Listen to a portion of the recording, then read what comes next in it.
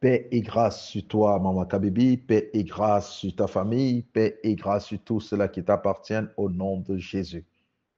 Paix et grâce sur toi qui fais partie de cette team pour toi aussi. Paix et grâce sur vous tous au nom de Jésus. J'aimerais que vous sachiez que l'Éternel est avec nous.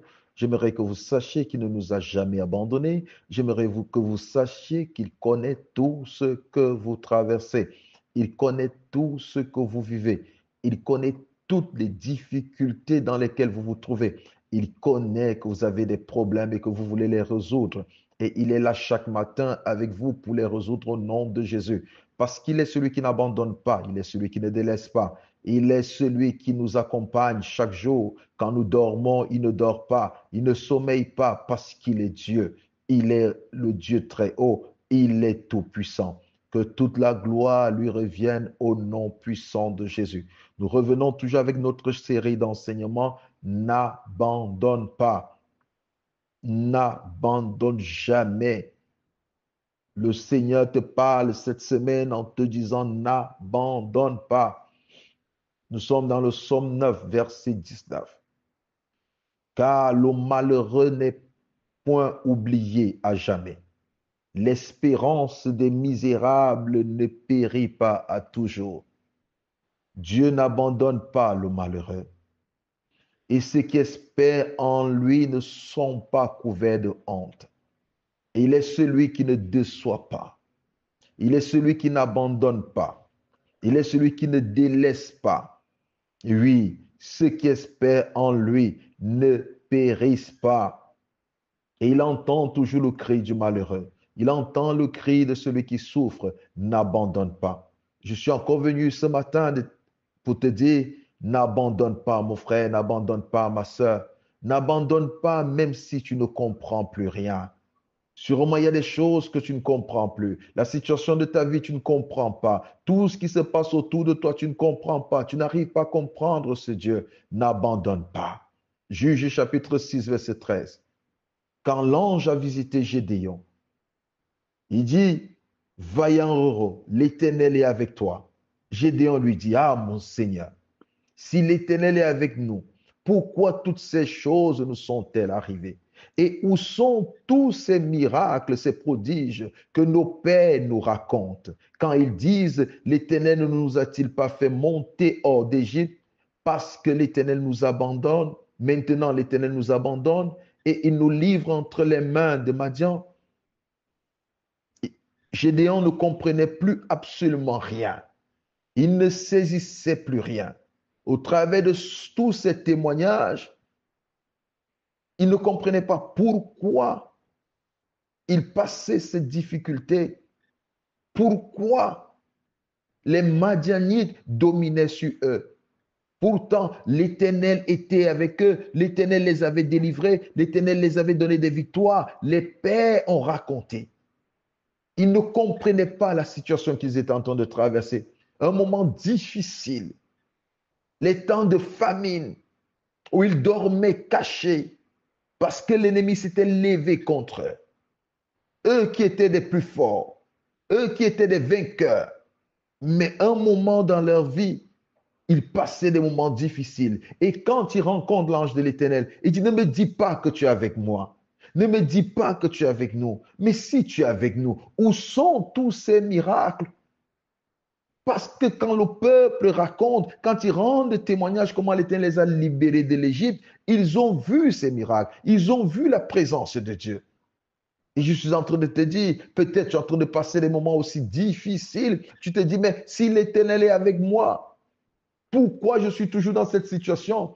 Si l'Éternel est avec moi, pourquoi je traverse ces moments difficiles? Si l'Éternel est avec moi, je suis là pour te dire, même si tu ne comprends pas pourquoi tu traverses des moments difficiles, n'abandonne pas.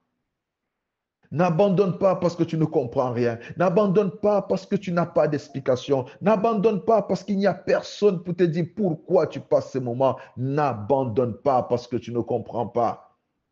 N'abandonne pas parce que tu ne comprends pas. Il y a des choses que tu ne peux pas comprendre. N'abandonne pas. N'abandonne pas. Jacob était vieux en âge. On lui a dit que son fils Joseph était mort. Jacob a pleuré Joseph. Il ne comprenait pas et Dieu ne lui a rien dit. Dieu ne lui a pas donné des explications. Pourtant, Joseph était vivant. Dieu l'avait protégé. Mais Jacob a fait le deuil. Il ne comprenait rien, mais il est resté attaché à Dieu. Il n'a pas abandonné l'Éternel. Il est resté attaché. Il est resté attaché parce que personne n'arrivait à lui expliquer qu'est-ce qui était arrivé à Joseph. Son fils est sorti le matin. Il allait à la rencontre de ses frères. Il n'est plus revenu. C'est un vêtement rempli de sang qu'on le ramène. Le beau vêtement qu'il avait offert à son fils, on le ramène un vêtement rempli de sang. Et on lui dit que des animaux féroces ont mangé son enfant. Il a commencé à pleurer. Il n'avait pas d'explication. Il ne comprenait absolument rien, mais il est resté attaché à Dieu. Il est resté soumis à Dieu. Malgré qu'il ne comprenait rien, il n'a pas abandonné. Il n'a pas abandonné. Le fils de David était malade. Il souffrait beaucoup. David a prié. David a gêné. Cet enfant est mort. Il ne comprenait pas pourquoi cet enfant est mort. Et quand David s'est levé, des gens avaient peur de lui dire que cet enfant était mort parce qu'on l'a vu pendant que son enfant était malade, comment il s'est meurtri, comment il a pleuré, comment il a gêné. Et on s'est dit, si on lui annonce que cet enfant est mort, comment sera-t-il? Et quand on lui a dit que cet enfant était mort, David s'est levé, il est allé dans la présence de Dieu. Il n'a pas abandonné. Même si tu ne comprends pas, n'abandonne pas. Même si tu ne comprends pas la situation qui t'arrive, n'abandonne pas. Même si tu ne comprends pas pourquoi tu n'as pas de mari jusqu'aujourd'hui, n'abandonne pas. Même si tu ne comprends pas pourquoi tes enfants, malgré le fait que tu pries, il n'y a pas un changement dans la vie de tes enfants, n'abandonne pas. Même si tu ne comprends pas pourquoi ton épouse ne change pas, n'abandonne pas. Même si tu ne comprends pas pourquoi cette maladie ne quitte pas ton corps, n'abandonne pas. Même si tu ne comprends pas pourquoi des gens se lèvent contre toi, pourquoi des gens te font la guerre malgré le bien que tu les fais, n'abandonne pas. Même si tu ne comprends rien, s'il te plaît, n'abandonne pas. N'abandonne pas. Ce n'est pas parce que tu ne comprends pas que tu dois abandonner. Ce n'est pas parce que tu ne comprends pas ce qui se passe dans ta vie que tu dois abandonner. Ce n'est pas parce que tu ne comprends pas la situation dans laquelle tu te trouves que tu dois abandonner. N'abandonne pas. N'abandonne pas, mon ami, n'abandonne pas, ma sœur, parce qu'il est écrit, toutes choses concourent au bien de ceux qui aiment Dieu, de ceux qui sont appelés selon son dessein. Si dans ton cœur tu aimes Dieu, tu dois comprendre que ce que tu es en train de passer est pour ton bien. Si dans ton esprit tu aimes Dieu, tu dois comprendre que ce que tu es en train de passer, c'est pour ton bien. Et si tu es appelé selon le plan de Dieu, si tu as été choisi selon le plan de Dieu à être quelqu'un de meilleur, tu dois comprendre que ce que tu es en train de passer, c'est pour ton bien. Alors n'abandonne pas. Dis-toi simplement, même si je ne comprends pas, je ne vais pas abandonner. Même si je ne comprends pas, je ne vais pas abandonner. Même si je ne comprends pas ma situation, je ne vais pas abandonner. N'abandonne pas. N'abandonne pas même si l'attente se fait longue. Tu as reçu les promesses de l'Éternel, tu as reçu des visions et tu te dis que c'est trop long. Tu te dis, ça dure beaucoup. Beaucoup de personnes se sont écartées parce que ça a longtemps duré. Ils se sont dit, ça dure beaucoup. Il m'a promis un enfant, ça ne vient pas, ça dure beaucoup. Ils ont abandonné l'Éternel et ils ont fait alliance avec le diable. Beaucoup de personnes ont abandonné parce que l'Éternel leur a promis ceci. Ils n'ont pas reçu, ils ont attendu, ils n'ont pas vu cela arriver et ils ont trouvé une autre voie.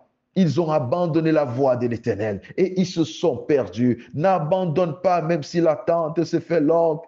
Il y a des gens avant toi qui ont attendu et l'Éternel ne déçoit pas. L'Éternel n'abandonne pas.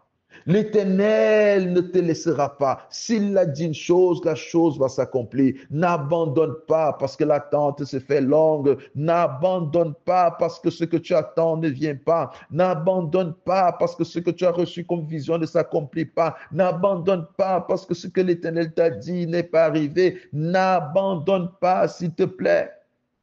N'abandonne pas. N'abandonne pas. Genèse chapitre 15, verset 1 à 3. Genèse chapitre 15, verset 1 à 3. Après ces événements, la parole de l'Éternel fut adressée à Abraham dans une vision.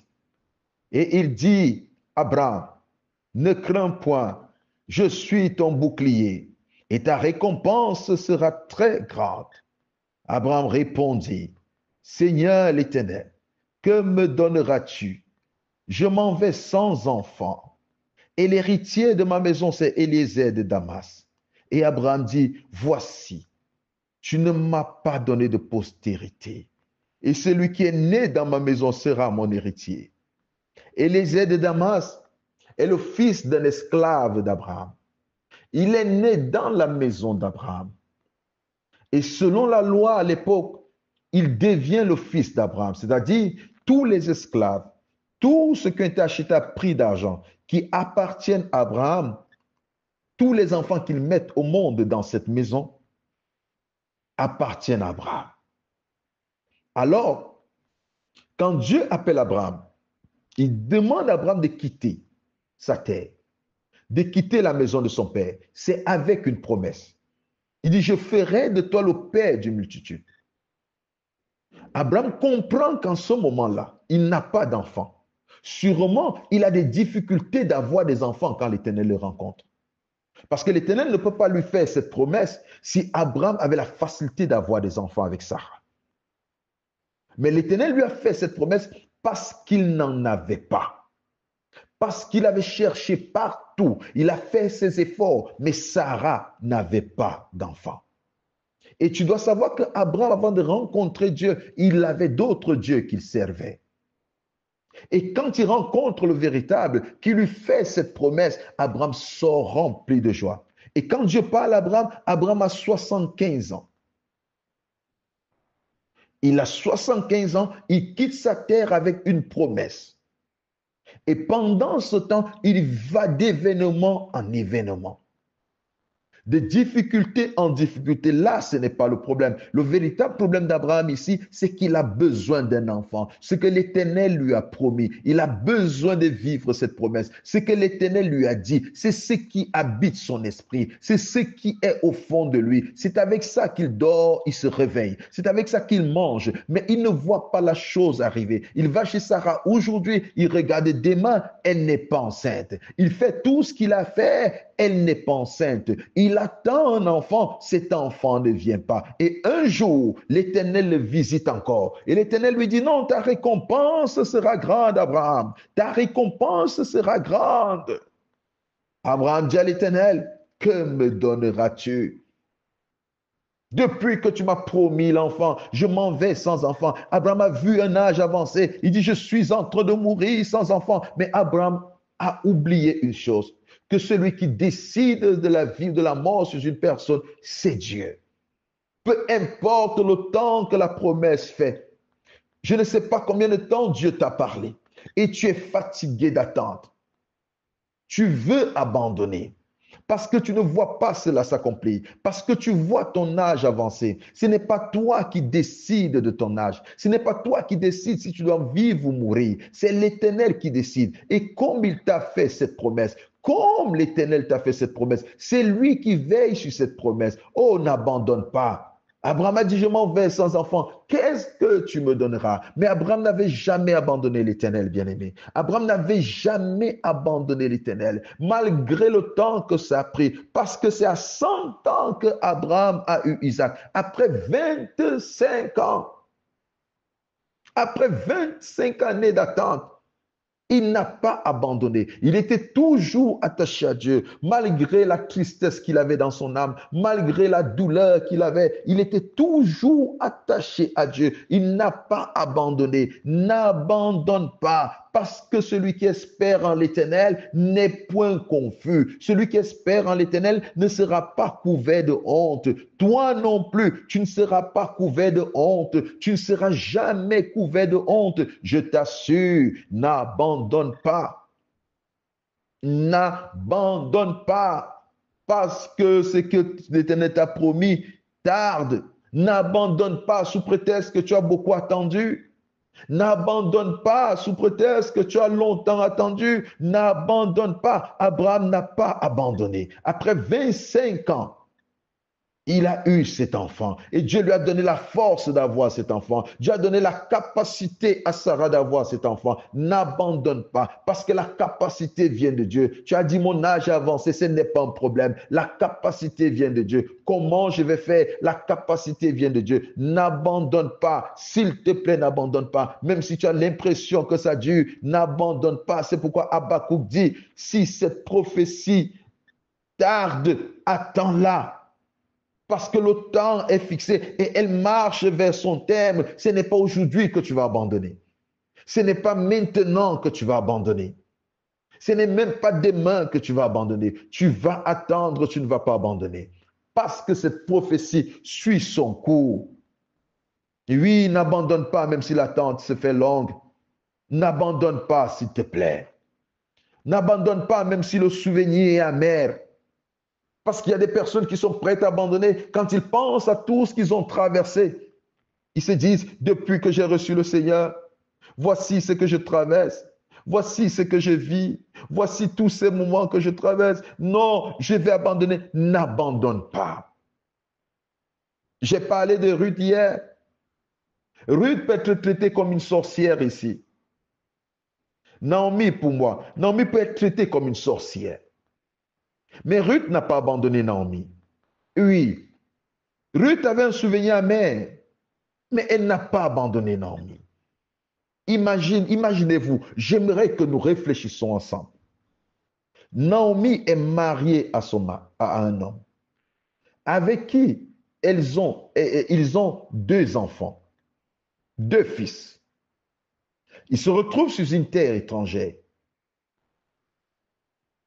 Les deux fils se marient. Le mari meurt, les deux enfants meurent. Ici en Afrique, on dira Naomi est une sorcière. Ici en Afrique, on dira que Naomi est une maudite. Ici en Afrique, on dira que Naomi n'a plus rien à donner. La peur va envahir, la déception, le découragement. Et personne ne va s'attacher à une telle femme. Personne ne va suivre une vieille. Ruth avait toutes les raisons. Ruth avait toutes les raisons, autant pour moi, Ruth avait toutes les raisons d'abandonner. Elle avait toutes les raisons d'abandonner, mais elle n'a pas abandonné. Elle pouvait se souvenir de sa jeunesse, se souvenir de son mari et voir cette vieille femme qui est restée sans mari, sans enfant. Peut-être c'est une sorcière. Le souvenir pouvait l'amener à abandonner. Elle pouvait abandonner. Je dis n'abandonne pas même si le souvenir est amer. Depuis que tu as reçu le Seigneur, tu as perdu des choses, tu as perdu des gens. Et quand tu t'en souviens, tu passes ton temps à pleurer. Tu as prié pour un parent, mais ce parent est mort. Tu as jeûné pour une situation, mais la situation n'a rien donné. Tu as supplié le Seigneur pour qu'on ne te chasse pas du travail, on t'a chassé du travail. Tu as supplié le Seigneur pour garder ton mari, mais il est parti. Tu as supplié le Seigneur pour garder ta femme, mais elle t'a laissé. Le souvenir est amer. Et tu te dis, pourquoi servir encore ce Dieu? Pourquoi faire encore du bien? Tu es seulement là pour écouter parce que tu dois écouter, mais tu n'es plus là dans ton esprit. Tu ne sais plus quoi faire. Je suis en train de te dire, même si le souvenir est amer, s'il te plaît, n'abandonne pas. Lamentation 3, versets 18 à 20. Lamentation de Jérémie, chapitre 3, versets 18 à 20. Et j'ai dit, ma force est perdue. Je n'ai plus d'espérance en l'Éternel. Quand je pense à ma détresse et à ma misère, quand mon âme s'en souvient, elle est abattue au-dedans de moi. Waouh! Quand mon âme s'en souvient, elle est abattue au-dedans de moi. Je n'ai plus de force, je n'ai plus d'espérance en l'Éternel parce que je pense à ma détresse, je pense à ma misère, je pense à tout ce que j'ai vécu jusqu'ici, je pense à tout ce que j'ai traversé jusqu'ici, je pense aux nombreuses prières que l'Éternel n'a pas exaucées, je pense à cette humiliation que j'ai connue parce que j'ai reçu le Seigneur, je pense à tous ces gens qui m'ont abandonné parce que j'ai cru en Dieu, je pense à l'échec que j'ai eu dans ma vie parce que j'ai refusé de suivre cette voie au nom du Seigneur. Je pense à cet homme que j'ai perdu. Je pense à cette femme que j'ai perdue. Je pense à ce parent que j'ai perdu. Quand je pense, mon âme est abattue. Quand je pense à ma misère, oui, le souvenir amer peut t'amener à abandonner, mais je suis en train de te dire, n'abandonne pas, s'il te plaît. Même si ton souvenir amer, n'abandonne pas. Même si ton souvenir amer, s'il te plaît, n'abandonne pas. Je suis là pour te dire, n'abandonne pas. C'est pourquoi David dit dans le psaume 62, verset 5, oui, mon âme, confie-toi en Dieu, car de lui vient mon espérance. Il parle à son âme. Il dit à son âme, n'abandonne pas. N'abandonne pas. C'est vrai que je me souviens des choses passées. Je me souviens de l'échec. Je me souviens des douleurs. Je me souviens. Mais toi, confie-toi en l'Éternel. Bien-aimé dans le Seigneur. Peu importe le souvenir amer. Peu importe tout ce que tu as vécu dans le passé, peu importe toutes les déceptions que tu as connues dans le passé, peu importe toutes les trahisons que tu as connues dans le passé, s'il te plaît, n'abandonne pas. Tu peux encore faire confiance à quelqu'un. Je parle en ce moment à une femme qui m'écoute. Tu as été blessé au fond de toi et tu n'as plus le courage d'aimer à nouveau. N'abandonne pas cet amour.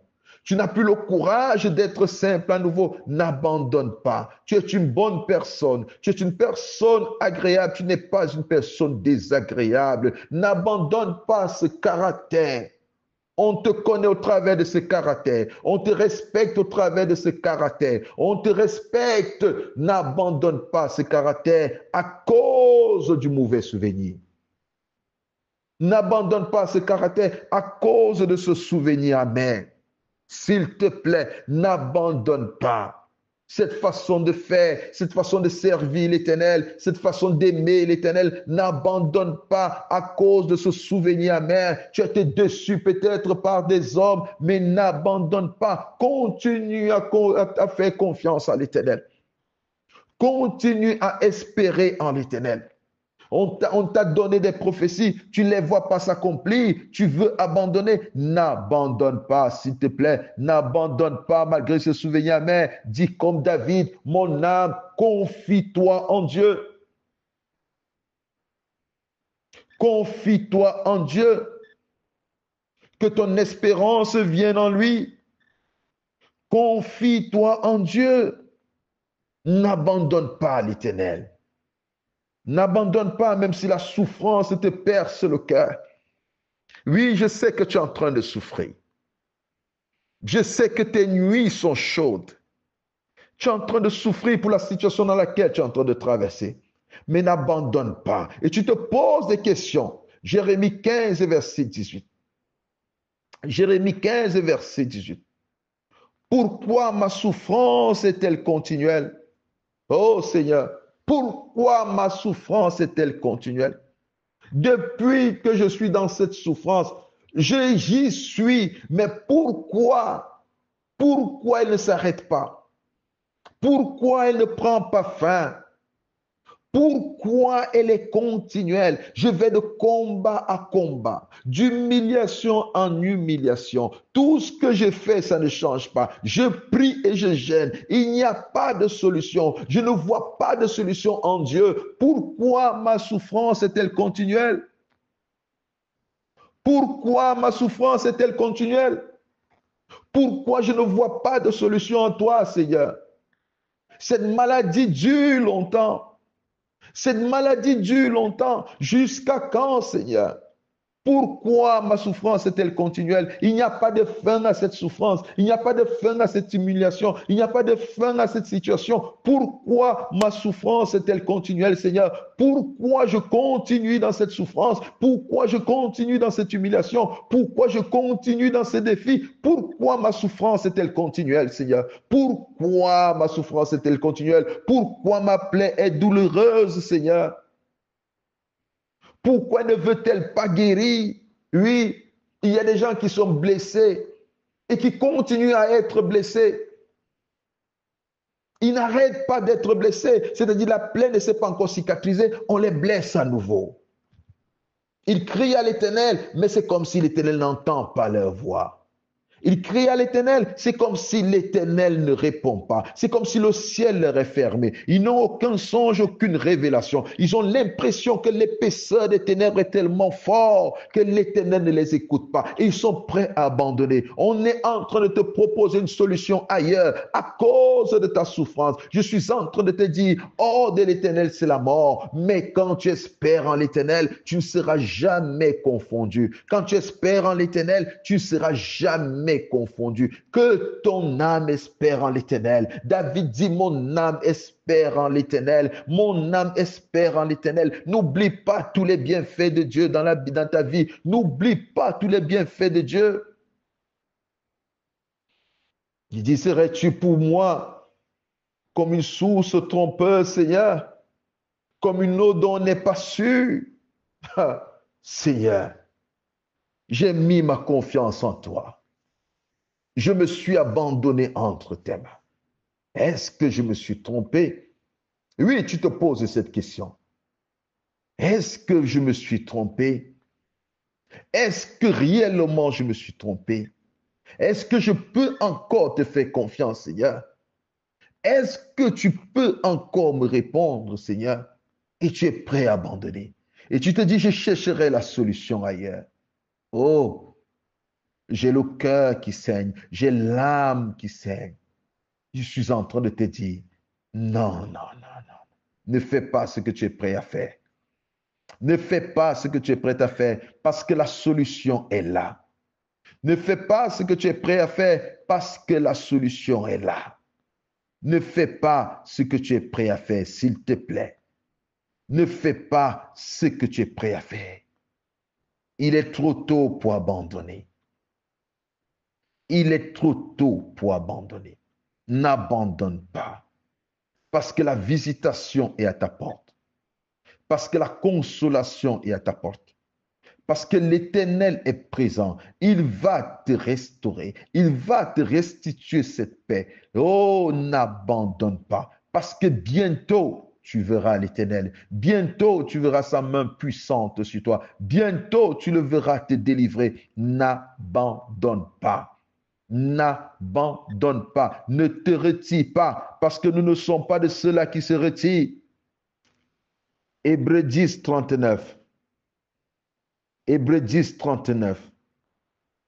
Nous ne sommes pas de ceux qui se retirent pour se perdre, mais de ceux qui ont la foi pour sauver leur âme. Tu n'es pas de ceux-là qui se retirent. Non, ne te retire pas, n'abandonne pas. Ne te retire pas de la présence de Dieu pour embrasser une autre présence. Ne te retire pas de la parole de Dieu pour suivre une autre parole.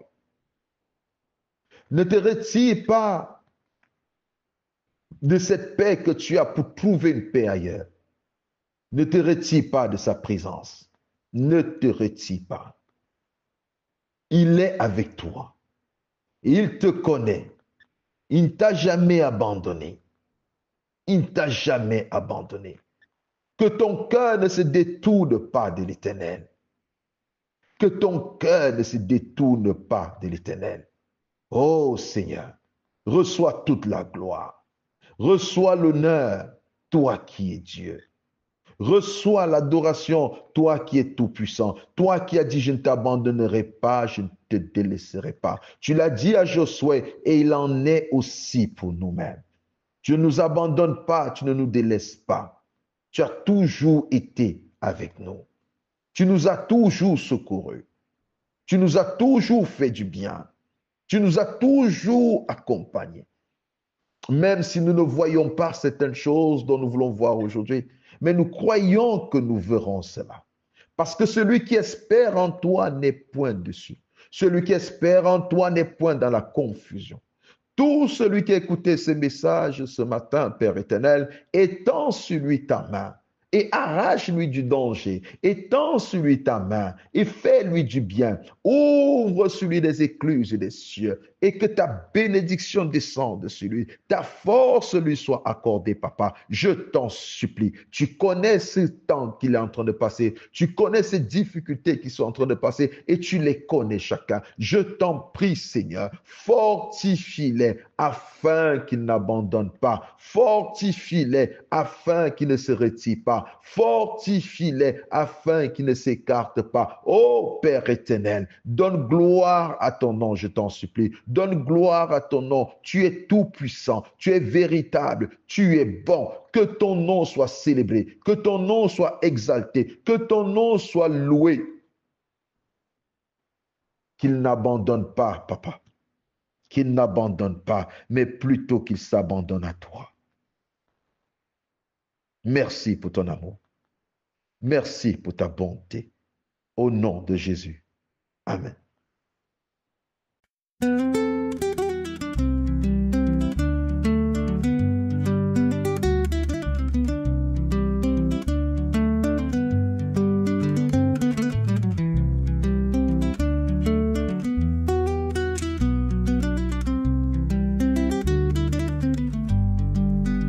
Oza malamu Yesu, oza malamu, oza malamu Yesu, oza malamu. Nakumisi yo Yesu, nakumisi yo, nakumisi yo Yesu, nakumisi yo. Lelo papa nalola, yonde mokonzi na ngai.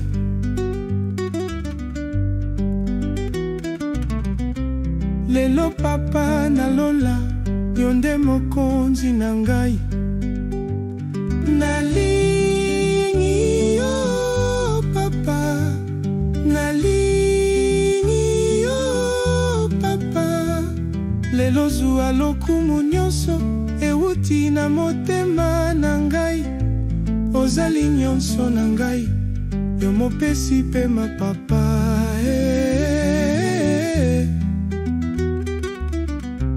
Ozali nyonso na ngai, yo mopesi pema na ngai.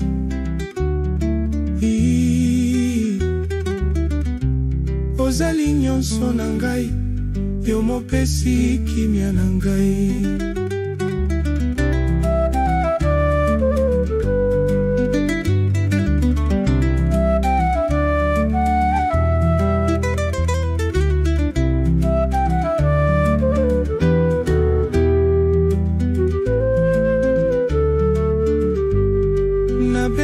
Nani papa, tango yo mopesi na nyonso ozali na bomoi.